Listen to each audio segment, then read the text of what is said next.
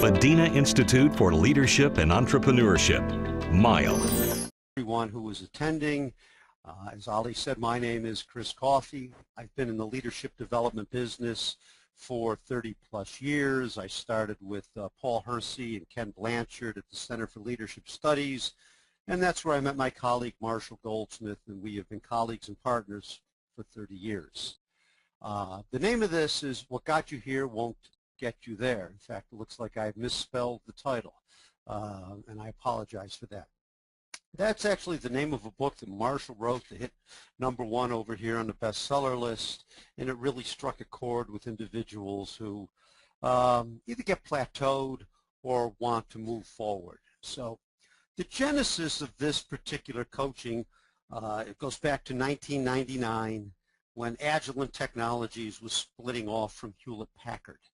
And we got the call about coaching 24 high-potential individuals. Back in '99, an interesting thing was happening in the United States. Jack Welch was leaving General Electric, and I had worked at General Electric, and they were 3 deep at the top 300 spots in the company. And there were 7 internal candidates to replace Jack Welch when he left. And every company started to say, how were they able to do that? Well, the quick answer was 20 years of leadership development in Crotonville and the things that Jack had put together to develop talent. So a new word entered our vocabulary called bench strength. Everybody started to talk about succession planning and building bench strength. And that was really the genesis of this incredible desire for coaches. And Frank Wagner and I and Marshall created a coaching process where we now have over 1,000 coaches certified in this process worldwide on the Stakeholder-Centered Coaching webpage. And the uniqueness of this approach is so much coaching historically has been, local coaches, get coaches that are here. They come, they sit with you, they go to meetings, they write reports. Ours is really predicated on 2 things that are quite unique. The engagement of stakeholders and the use of mini surveys to measure success. In fact, we're so convinced that this is the future. Myself, Marshall, and Frank, and a few of us, we don't get paid until the end of an engagement, and we only get paid if there's improvement as seen by the stakeholders who were selected at the very beginning. So what kind of people and individuals do we work with? Let me see, move this forward. We work with successful people. As Ali said at the beginning, this is not remedial. This is not taking somebody who's on a slippery banana peel out the door and attempting to save them. Historically, that's been what a lot of coaching has been.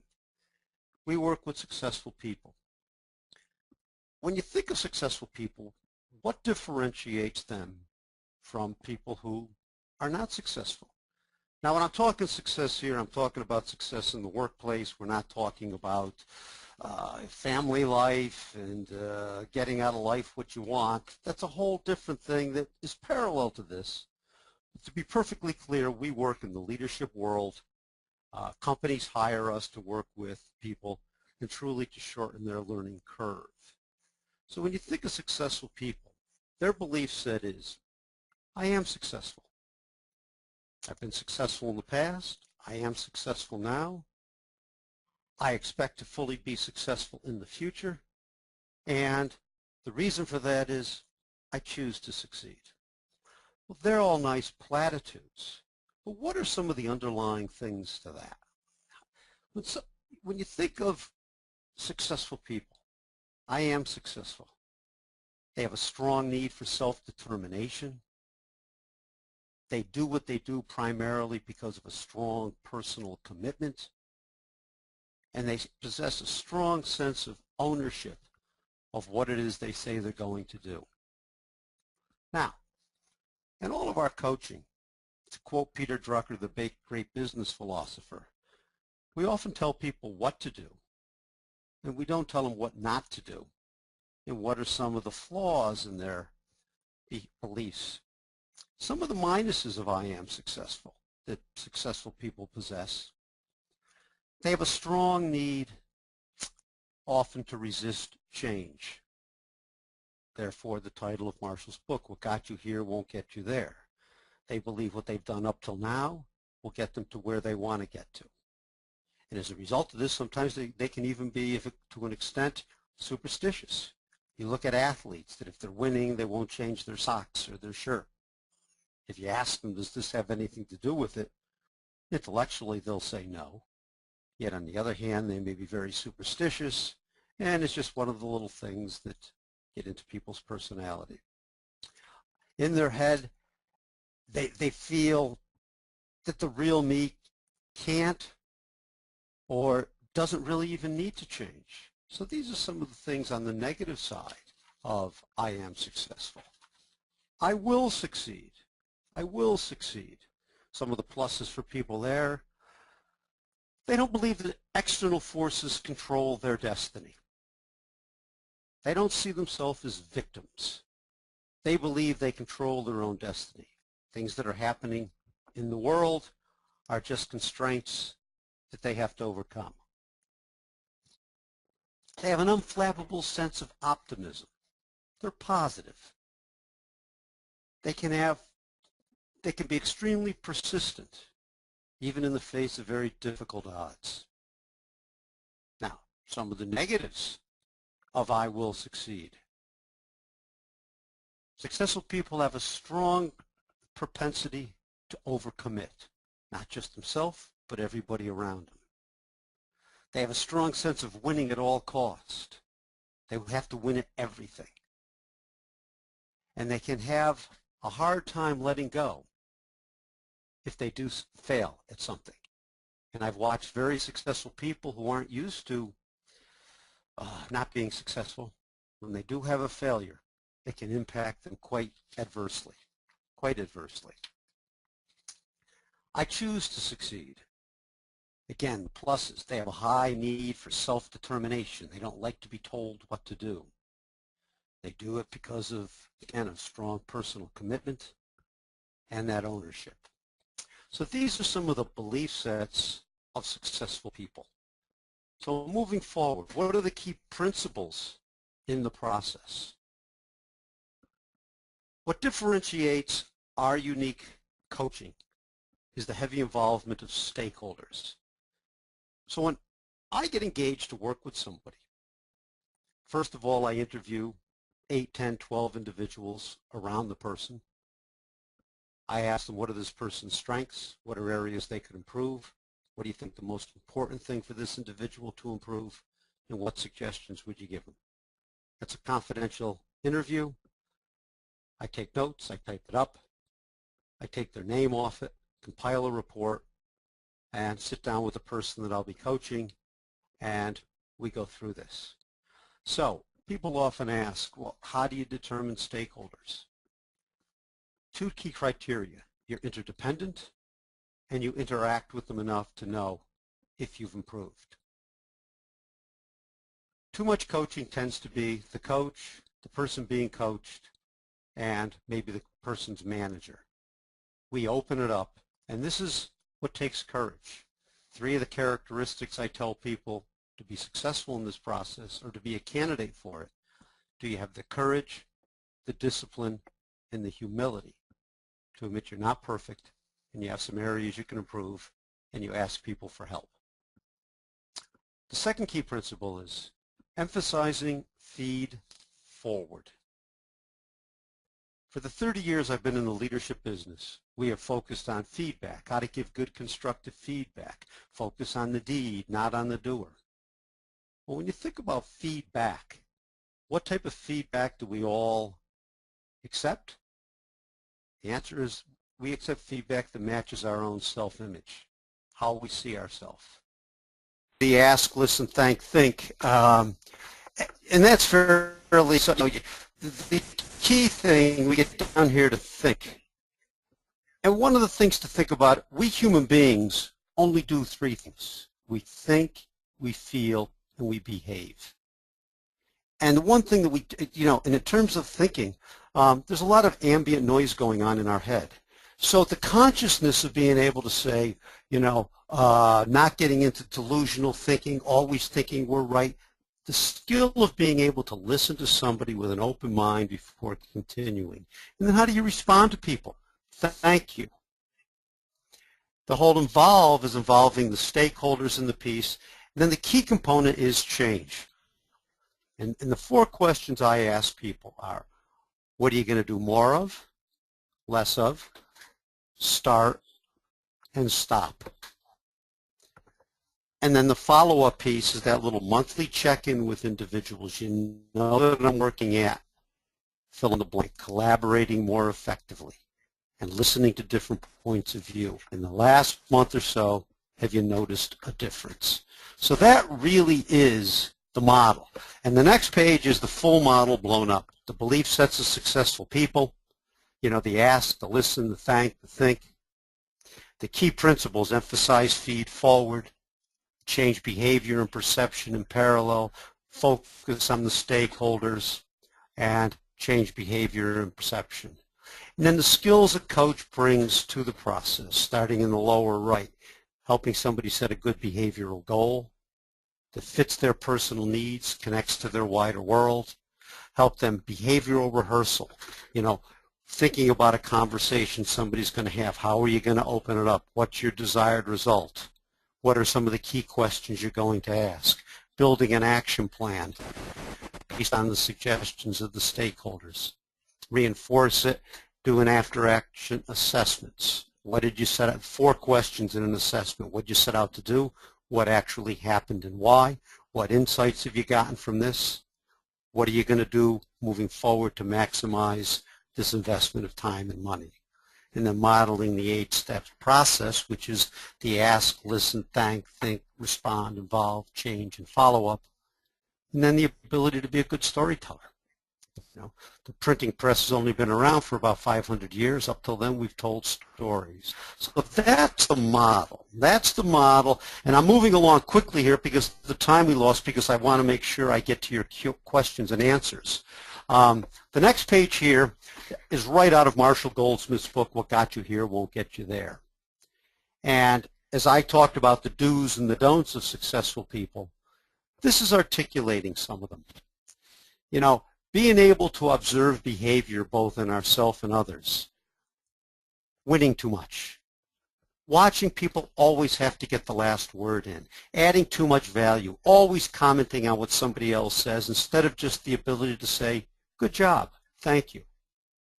Making destructive comments about others, starting a comment with no but or however. That's a great idea, but that would be interesting. However, what if we just did it this way? Let me explain to you why that won't work. Failing to give recognition, clinging to the past, not listening. Well, this is just the way I am, that excessive need to be me. I had someone say to me, do you really think somebody my age can change? And I said, well, it depends on what you mean by change. If you mean, do I think you're going to get taller or smarter, the answer is no.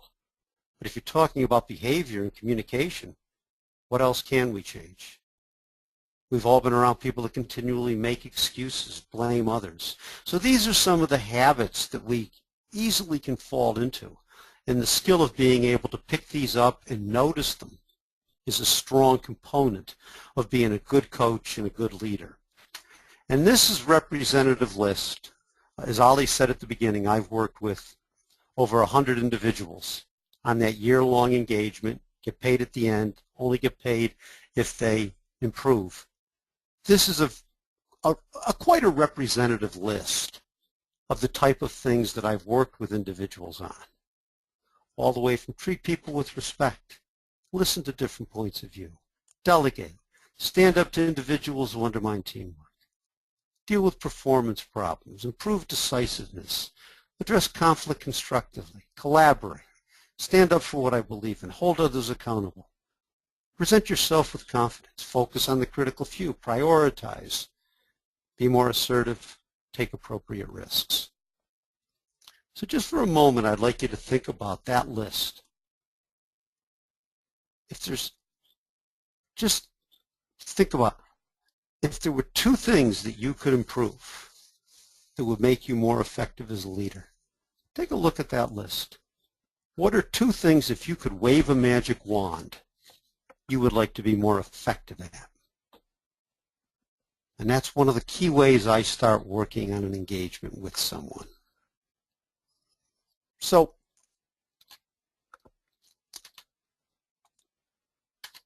the next slide. This is what I talked about, the mini survey. The mini survey. If I'm working with a team, let's say the team, everybody on the team picked one goal to work on. Support the final decision of the team, even if you argued against it in the decision-making process. And then the other members of the team, periodically through the year, will rate your effectiveness at doing that particular leadership skill from -3 to +3. Two individual goals that somebody might have set. Listen to and understand different points of view with an open mind before giving my opinion. Delegate based on others' ability and motivation. So this is what a mini survey looks like. Literally 5 minutes to complete. Has the person followed up with you in the area that he or she has been trying to improve? In other words, have you followed up with this person? Have you asked for feedback? Have you asked for feed forward? And then a couple of simple essay questions. And that's how we, one of our key principles, measure change in behavior and perception and measure it. Now, I want to go through this very quickly. This is a study. This goes back to the 90s. It was the first one that Marshall and I did. There were 8,000 managers. 8,000 managers went to a typical leadership development program. 2.5 days, they got 360 feedback. And in the debrief of their 360, they set a goal. They were supposed to go back, share it with their people, build an action plan, work it. A year later, we asked people in a resurvey, to what extent did your manager follow up with you?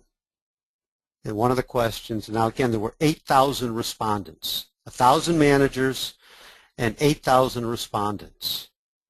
So of the 1,000 managers in the follow-up survey, their respondents answered the question, my manager did not share his or her goal and did no follow-up.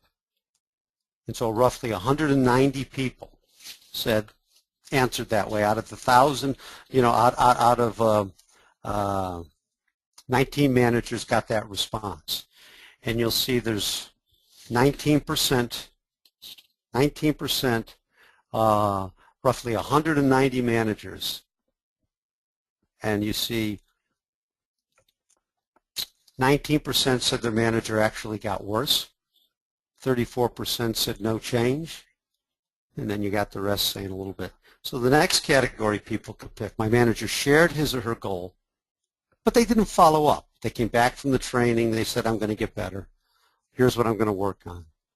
And they roughly didn't do much of anything. They didn't follow up past there. And you notice that dissatisfied are actually higher. It's 21% gave their manager a negative score. 34% said no change. So if you move forward, my manager shared his or her goal, and they did a little follow-up. 17%, roughly 170 managers. And now you see you're down to 10% dissatisfied, 24% say the same, 43% plus 3. You move up to my manager shared his goal and did some follow-up. This was by far the biggest category, 30%. You see the amount of dissatisfaction with the manager is significantly lower, no change significantly lower, and now you're looking at 89% of these 1,000 managers. Their direct reports and peers said they improved.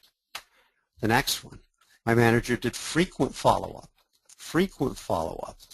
Now you're looking at 17%, roughly 170 managers, fully 94%. 94% improved. 84% gave them a +2 or 3. In the last category, my manager shared his goal into consistent periodic follow-up. And what that follow-up sounds like is simply, you know that I'm working at collaborating more effectively? This month or so, have you noticed a difference? Anything specific? If you had a suggestion for me, what would it be? So it's very time efficient. And you're looking at 55% of this 11% got a +3 in terms of improved effectiveness. So if you look at the process, the key learnings from this, follow-up is the key. The ability and the willingness to follow up, and that's a challenge for people. The process works with peers, customers, as well as direct reports, and it works around the world. We've done this in all the different cultures where we've worked. So with that, I'd like to move forward and take your questions and answers. In the last slide I'm going to put up here, our default position in life is not happiness and meaning and improvement. It's inertia. The hardest thing for successful people and all of us to do, we become creatures of habit. And the ability to think about what do I need to do more of, less of, stop, and really build a plan. It's as simple as getting in shape, losing weight. And on the back of these slides, I don't know if you have access to them, these are all real mini surveys up on my webpage from real people who've gotten a mini survey from their stakeholders, and they've completed what we call an after-action review. What you set out to do, what actually happened, what insights, what are you going to do moving forward. And they're pretty impressive, and they're real people. And there's other things up here. I've presented at the conference board with companies that have actually gone through all of this. And one key company, Intervoice, 52% of the people got +2 or +3 in terms of improved effectiveness. 78% of the peers felt they were engaged in the process. And 78% responded that their manager did some or consistent follow-up. The managers saw the people who worked for them going through this process. 76% of the managers gave their people +2 or +3 in improved effectiveness. 50% of the managers felt engaged. 82% said that the person being coached did some or consistent follow-up. So with that, let me, I know I flew through that because of a little glitch that we had here, but let me open it up to questions. Who's got some questions for me? Well, thank you very much, Chris, for a very wonderful presentation. And folks, first of all, my apologies again for a technical glitch that we encountered in between. But we are now open for the Q&A. If you have any questions, you can put it in the question box, or you could raise your hand to speak directly with Chris. Let me go to the question box. There are a couple of questions. Could you please share some thoughts, constructive thoughts, or examples of dealing with performance problems, in particular about the whole team if they're not performing well? Well, there's a thing that we do, team building without time. Now, when you say not performing well, let's be really clear here. If the team, this is leadership coaching. It's around behavior and communication skills. If you have a team, it's like when this process doesn't work, and I think you can, I'm going to tell you when it's an individual, and you can extrapolate also from a team. This process does not work when the leader or the individual, number one, doesn't have the commitment. They don't want to do it. The second reason it doesn't work is the person doesn't have the technical skills. We've seen companies where they promote people based upon longevity, how long they've been there, versus competence.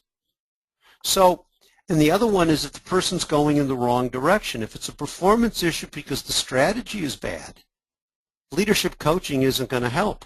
You need to bring in a consulting firm like a Booz Allen or a McKinsey to get the strategy in place. So we have to be careful of talking about performance. If the person isn't performing up to where they need to, then what are you going to do? If the team isn't, is it the team issue? Is it the leader issue? And so this is not a catch-all for all things. Let me give you an example. I worked with a senior executive in an insurance company, a big 6'5", intimidating individual. He built an action plan, and in talking to people in my interviews, everybody said he was a bully. Hollered, raised his voice, hammered the table. People were afraid of him. In his action plan, he had one item in there that says, I will differentiate between my opinion and facts, and I will ask others to do the same. In a meeting one day with a direct report, the VP of Marketing who reported to him, he felt that the VP of Marketing, the points they were making were not going to be effective. So instead of ranting and raving as he had done in the past, when the VP of Marketing got done, he looked at him and said, is this based on your opinion, or is there some empirical data we can use to back up what you want to do? And the VP of Marketing just looked at him and said, well, it's my opinion. He said, I think we're going to need a little bit more to back it up. So what I want to be clear on is, what are the reasons for the team not performing well? Is it the leader? Is it the lack of holding people accountable? So before I can say, one of my comments is, I cannot make a bad accountant a good accountant. So I hope that answered your question. Okay, next question. Well, thank you very much. How do you define becoming more assertive? How much assertiveness means you're crossing the lines of behavioral boundaries? Well, that's a good question, because we live in a world of perceptions. I may decide to hold, I may have been a very easy leader and let people slacked off in the past. Now all of a sudden I've gotten feedback that I have to do a better job of holding people accountable, both myself and others. In fact, I've just started to work with a senior vice president where that's one of the issues. He's a very nice person, and as I interviewed people, they said, he doesn't do a good job of holding people accountable.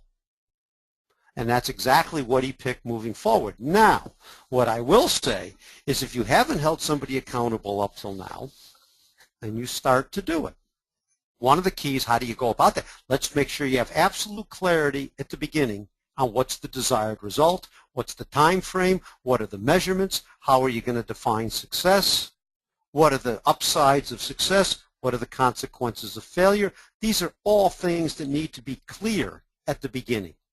You can't hold somebody accountable if you haven't gotten an absolute clarity on the desired effect, the goal that you're setting out to do. And then that has to be a conversation up front. And it's too often two people leave a conversation, they're clear on what they believe they need to do, and they've never confirmed it with each other. So one of the key things when I'm working with somebody on that skill is getting them at the front end to do a better job of getting absolute clarity and agreement on the desired result, the measurements, the resources that are going to be needed, the consequences of failure, and also what I, as the leader, am responsible to do to help the person succeed. And then, and then now, if somebody doesn't do it and they haven't been held accountable in the past, they're very likely to run to human resources and say, well, they're being a bully. And I watch a lot of that. We've become a society in the United States where it becomes difficult to hold people accountable. We can look at what's going on in the government. You got people screwing up Obamacare. You got people with the VA situation we have here. Nobody gets fired. And again, as an external coach, there's not much you can do about it other than highlight it and point it out. And does the leader step up to the plate and deal with performance problems constructively? And there's ways we teach them to do it, and I just laid them out. Clarity up front on what defines success. How will we define success? Spend some time doing that. Good question. We have a caller raise a hand, so let me move to Dr. Muhammad. If you can hear us, could you please introduce yourself and ask a question? Hi, Chris. Thank you very much for your wonderful presentation. And first of all, I'd like to talk about, I like your phrases when you said that we should think forward feedback than the feedback itself, I like that. And I also liked in your blog, one of the places you said that we spend more of the time in wasting our time than team building. So this question is in terms of team building, and my question is realistically in a team we definitely have very high performers and we have in fact some low performers. It's sometimes the perception impacts on low performers. It may not be actually low performers. So Chris, what can be an effective strategy where we can have a homogeneity in overall it's in totality it's a good performing team dynamics they have? Well, I do a concept called team building without time wasting. And let me see if I can find that slide. I had it up here. This one here. I do a half-day workshop with an intact team. And first of all, I ask them, are they a team or are they just a group of people? I think there's a lot of times,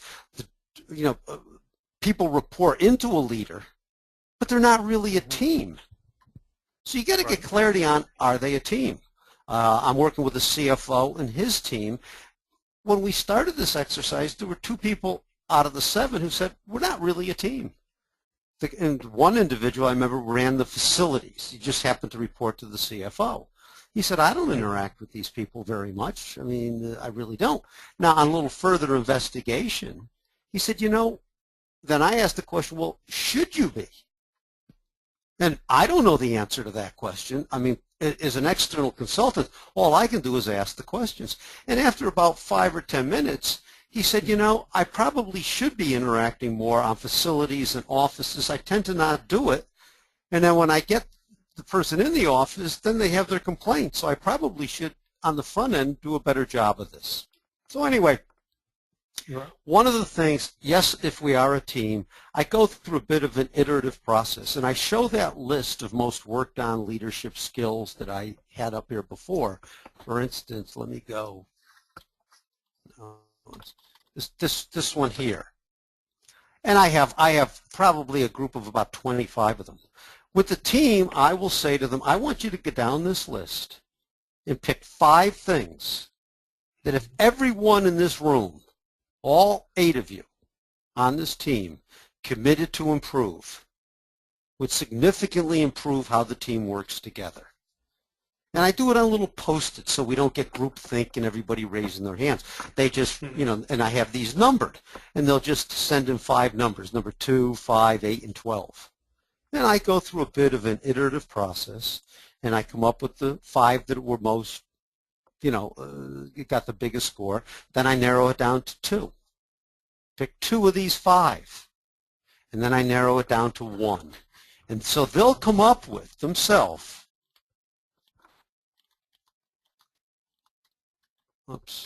they'll come up with one thing that if they all did it would significantly improve how the team works.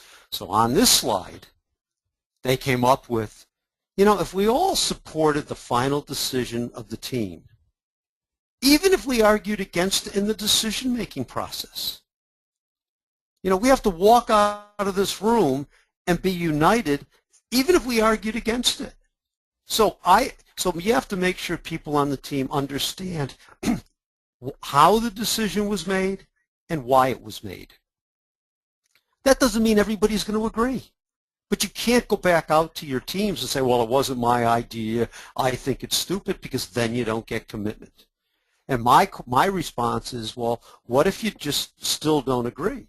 And I say, well, if you, unless it's illegal, immoral, or unethical, you got to get behind that decision. And if you can't get behind the decision, then you have to leave the organization.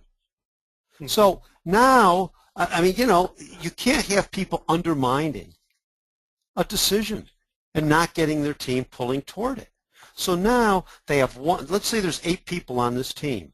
All 8 of them have committed that they will support the final decision even if they argued against it. Now when the mini-survey goes out, these 8 people are going to rate each other on how well over the last 6 months they did that. Mm-hmm. So that's really the best way I know. You know, it's a little, they police themselves. They police themselves. Another one that I see often is, you know, if you have a disagreement with somebody on the team, deal with that person first before you go around their back. Right. So it's coming up with something that if everybody on the team did it, now that's on, but I also believe if you don't measure it with something like this, it's just empty words. Mm-hmm. This is the measurement piece, which to us is so critical. And I have a lot of results up on my webpage at christophercoffey.com under executive coaching. You'll see a lot of team data, individual data. That's all real people and real teams. Right. So, thank you very much, and thanks, Ali, for giving the opportunity. Well, thank you very much, Dr. Muhammad. Thank you. A regular caller. Well, that really brings us towards the end of the webinar. I would like to thank you, Mr. Chris Coffey, for giving a wonderful presentation. Any concluding remarks that you would like to give before we dismiss out? I would just like to say thank you for having me, and if there's anything I can do, just drop me an email. I can point you to some things either on my webpage or at the Stakeholder-Centered Coaching webpage. My belief is so often these things, I'm a golfer, I play a lot of golf.